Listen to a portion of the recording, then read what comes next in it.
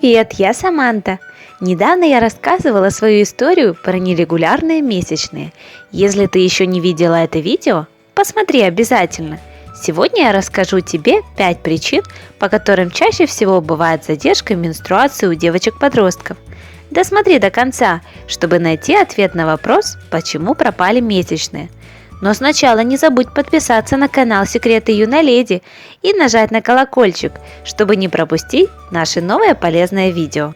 Итак, почему у тебя может быть задержка месячных? Слушай внимательно. Что считается задержкой? Скорее всего, ты уже знаешь, что идеальный менструальный цикл составляет 28 дней. Но на самом деле твой регулярный менструальный цикл может быть как 21 день, так и 40 дней. Совершенно нормально и то, что цикл может приходить раньше или запаздывать на несколько дней. Мало у кого из девочек-подростков месячные приходят строго по часам. Запомни, если критические дни опаздывают на 7 дней, это не задержка, а нормальная вариация цикла. Задержкой врачи считают отсутствие месячных больше недели. И то только в том случае, если твой менструальный цикл уже установился. 5 причин задержки менструации. Конечно, точно сказать, почему твоя менструация опаздывает, сможет только врач-гинеколог. Но сейчас я назову тебе 5 самых распространенных причин задержки месячных у девочек-подростков. Первая причина – гормональное изменение. В самом начале менструации могут быть нерегулярными, но если за 6 месяцев после начала первых месячных цикл не установился, проконсультируйся у гинеколога. Возможно, это всего лишь варианты нормы, но провериться не помешает. Причина вторая – интенсивное занятие спортом.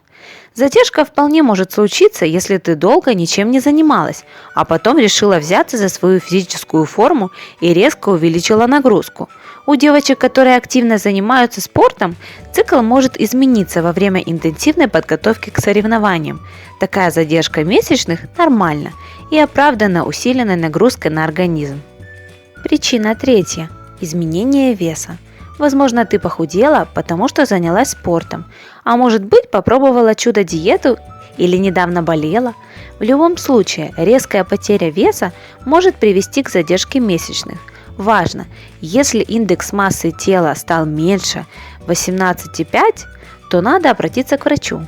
Либо ты слишком увлеклась похудением, либо надо проверить здоровье. Кстати, резкий набор веса тоже может сделать цикл нерегулярным. Причина четвертая – стресс. Если ты недавно перенервничала, то месячные могут задержаться или прийти раньше. В таком случае можно обратиться за помощью к психологу или научиться медитировать. Причина пятая – прием лекарств.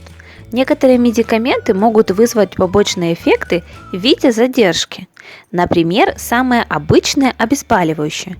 Поэтому внимательно читай инструкции ко всем препаратам, которые принимаешь, чтобы потом не удивляться, почему нет месячных. Что делать, если задержка месячных?